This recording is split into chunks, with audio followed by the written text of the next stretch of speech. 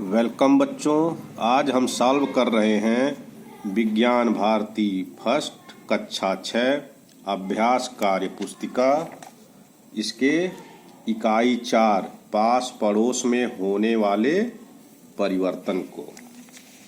चलिए शुरू करते हैं। पहला प्रश्न है, निम्नलिखित प्रश्नों के सही विकल्प छांटिए। तो प्रश्न है, निम्नलिखित में कौन सा परिवर्तन नियमित परिवर्तन है? नियमित का मतलब जो निश्चित समय पर होता रहता है। तो यहाँ 4 ऑप्शन दिए गए हैं, वर्षा का होना, तूफान का आना, भूकंप का आना, दिन और रात का होना। तो दिन और रात हमेशा होते रहते हैं, इसलिए ये नियमित परिवर्तन है। अगला प्रश्न, निम्नलिखित में मानव कृत्य क्रिया है, अर्थात जो आदमी करता है। तो देखना इसमें पौधों का उगना, फूलों का खिलना, मौसम में परिवर्तन, दूध से पनीर बनाना। तो ये मानव कृत्य है, यानी आदमी के द्वारा ये परिवर्तन किया जाता है। अगला प्रश्न है, रोटी में फफूंद लगना है, अनुकूल परिवर्तन, प्रतिकूल परिवर्तन, प्रत्यावर्ती परिवर्तन, कृत्रिम परिवर्तन। तो ये हमारे लिए नुकसानदायक है, इसलिए यह प्रतिकूल परिवर्तन है। रोटी में फफूंद लगने से रोटी खराब हो जाती है। अगला प्रश्न है, प्रश्न नंबर 2, स्तंभ क तथा स्तंभ ख को सुमेलित कीजिए, मिलान करना है। पहला है जल का वाष्पन। तो ये किसके कारण होता है? सौर ऊर्जा, सूरज के कारण होता है। तो इसको यहाँ मिला देंगे, सौर ऊर्जा। कोयले का बनना, ये एक जटिल परिवर्तन है, काफी समय के बाद होता है। अगला है चुंबक द्वारा लोहे की वस्तुओं को उठाना। तो ये कैसे होता है? चुंबकीय ऊर्जा से। अगला है ज्वार भाटा आना। तो ये क्या है? प्राकृतिक परिवर्तन है।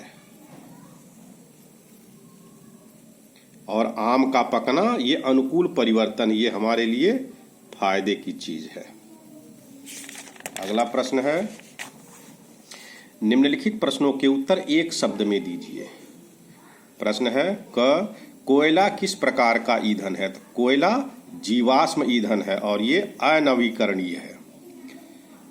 दूसरा प्रश्न, परिवर्तन का कारण हटाने पर पुनः मूल पदार्थ का प्राप्त होना किस प्रकार का परिवर्तन है? तो ये है प्रत्यावर्ती परिवर्तन। प्रश्न ग, बिजली के पंखे की गति को तेज या धीमा करना किस प्रकार का परिवर्तन है?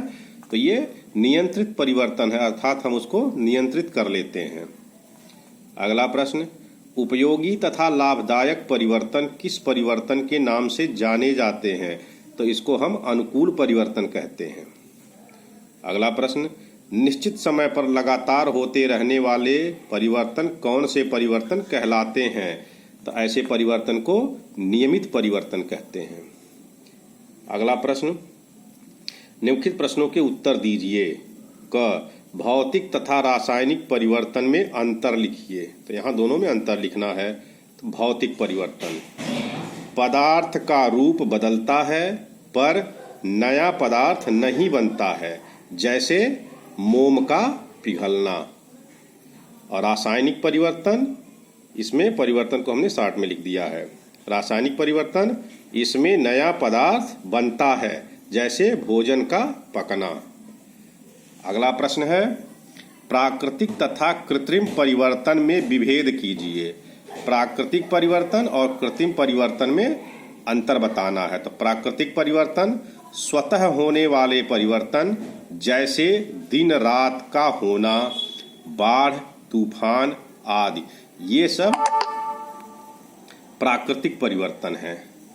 कृत्रिम परिवर्तन, मनुष्य द्वारा किए गए परिवर्तन, जैसे दूध को फाड़ना, दूध को फाड़ दिए, ये इंसान के द्वारा किए जाते हैं, प्लास्टिक बनाना आदि। अगला प्रश्न है, अनुकूल तथा प्रतिकूल परिवर्तन के दो उदाहरण दीजिए। उदाहरण देना है। तो अनुकूल परिवर्तन, ये क्या होते हैं? उपयोगी व लाभदायक होते हैं, जैसे दही जमना, आम पकना आदि, इसके उदाहरण हैं।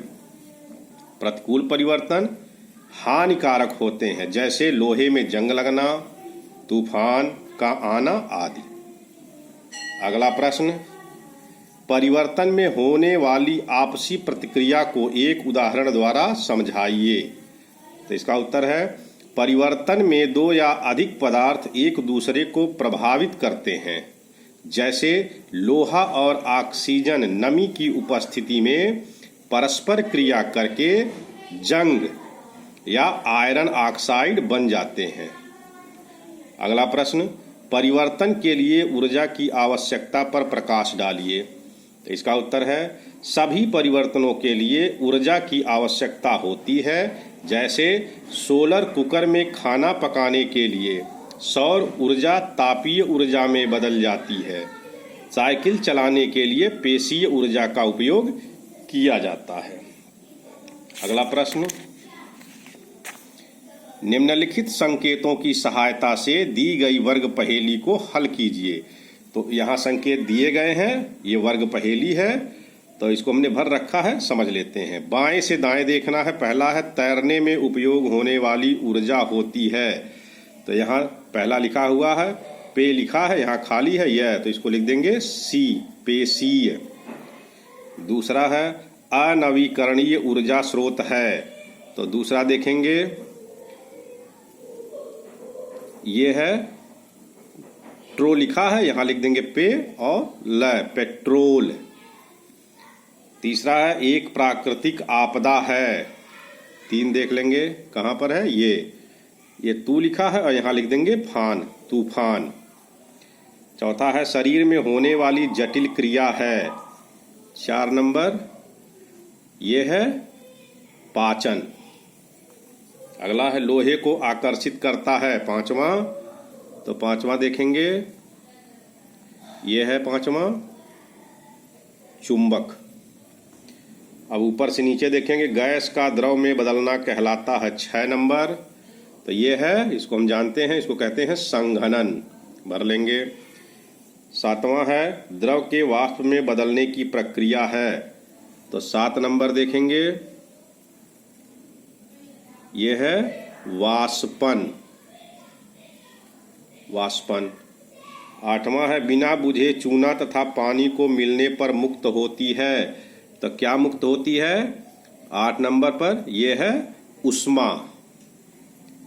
अगला है 9 नंबर कोयले के बनने की प्रक्रिया है, तो कोयले की बनने की प्रक्रिया जो है ये जटिल प्रक्रिया है।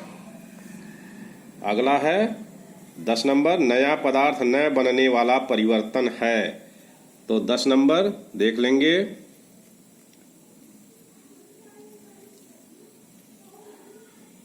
दस नंबर ये है भौतिक, ये भौतिक क्रिया, भौतिक परिवर्तन है। इस तरह से इस पूरे एक्सरसाइज को कंप्लीट कर लेंगे। इसी तरह से पढ़ाई करते रहें और आगे बढ़ते रहें।